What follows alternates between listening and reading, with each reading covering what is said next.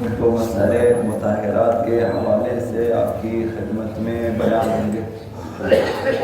مطہرات میں سب سے پہلے پانی، خداوند متعال نے پانی کو مطہر قرار دیا ہے، پاک کنندہ قرار دیا ہے۔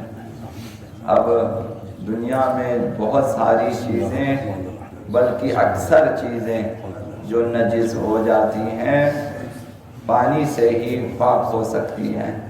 تو پانی کے لیے کہ وہ نجاسات کو پاک کرے چند شرائط لازمی ہے۔ پہلی شرط کل آپ کی خدمت میں عرض ہوئی، وہ یہ تھا کہ پانی کو مطلق اور خالص ہونا چاہیے۔ پانی خالص پانی ہو، کسی بھی چیز کی ملاوٹ اس میں نہ ہو، ذائقہ بدلا ہوا نہ ہو، رنگ بدلا ہوا نہ ہو، اور اسی طرح سے اس کی بو بھی بدلی ہوئی نہ ہو، وہ پانی خالص ہے۔ صرف اور خالص پانی ہو تو وہ نجاسات کو پاک کرے گا۔ دوسری شرط بھی ہے، دوسری شرط یہ ہے کہ پانی پاک ہونا چاہیے۔ نجس چیزوں کو پاک کرنے کے لیے لازمی ہے کہ پانی خود بھی پاک ہو۔ اگر پانی نجس ہو تو نجس چیزوں کو پاک نہیں کر سکے گا، اور وضو بھی انسان نہیں کر سکتا، غسل بھی انسان نہیں کر سکتا۔ پانی اگر نجس ہے اور وضو کرے، وضو باطل ہے، غسل اگر کرے، غسل بھی باطل ہے۔ ابھی ایک ایسا مقام آتا ہے، ایک ایسی جگہ، ایک ایسی کیفیت کہ انسان کے پاس پانی ہے لیکن نجس ہے، پاک پانی میسر نہیں ہے۔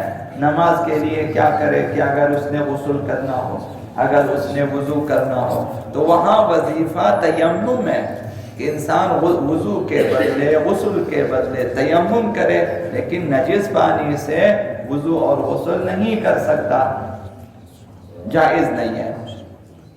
اب نجس پانی سے انسان اگر لباس دھونا چاہے، لباس بھی پاک نہیں ہوگا۔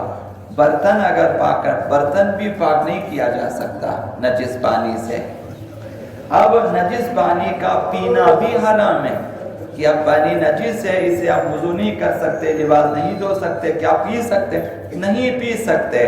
پینا بھی حرام ہے اور پلانا بھی حرام ہے کہ ایک شخص آتا ہے آپ سے کہے کہ بھائی مجھے ایک گلاس پانی پلا دے، انسان یہ نہیں کر سکتا کہ نجس پانی اسے پلا دے۔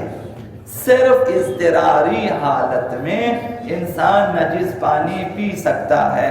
اضطراری حالت یہ ہے کہ انسان کی جان کے لیے خطرہ ہو، مثلا کہ پیاس، اس قدر پیاس لگے کہ پاک پانی میسر نہیں ہے، نجس پانی ہے، جان کے لیے خطرہ ہے، تو وہاں جان بچانے کے لیے جس طرح مردار کھانا جائز ہے اسی طرح نجس پانی بھی پینا جائز ہے، ورنہ عام حالات میں نجس پانی پینا حرام ہے، جائز نہیں ہے۔ اب بچوں کو اور دیوانوں کو نجس پانی پلانے کے سلسلے میں کیا نجس پانی ہم بچوں کو پلا سکتے ہیں یا دیوانوں کو، پاگلوں کو ہم پلا سکتے ہیں؟ وہ مکلف نہیں ہے۔ اب اکثر فقہاء کا فتویٰ یہ ہے کہ جائز نہیں ہے، حرام ہے۔ صرف آیت اللہ سیستانی کا مجھے جو پتا چلا فتویٰ یہ ہے کہ مکلف شخص کو، وہ شخص جو بالغ ہو اور عاقل ہو، اسے آپ نہیں پلا سکتے۔ بچوں کو پلا سکتے ہیں اور دیوانوں کو بھی پلا سکتے ہیں، البتہ پلا سکتے ہیں، ایسا نہیں کہ یہ بہتر ہے، نہ پلانا بہتر، نہ پلائیں۔ اگر پلا دیں تو گناہ نہیں ہے۔ اگر دیوانوں کو، پاگلوں کو مثلا اور نابالغ بچوں کو اگر پلا دیں گناہ نہیں ہے، لیکن انسان کوشش کرے کہ نہ پلائے انہیں حرام نہیں ہے۔ اب اگر بچے خود پینا چاہیں، ابھی اکثر فقہاء کے مطابق بچوں کو بھی پلانا، دیوانوں کو بھی پلانا حرام ہے۔ ابھی پاگلوں نے، بچوں نے خود ہی نجس پانی پینا شروع کریں تو آپ کے لیے روکنا واجب نہیں ہے کہ آپ جا کر حتماً اس سے لڑیں اور روکیں، روکنا واجب نہیں ہے، آپ خود نہ پلائیں کافی ہے۔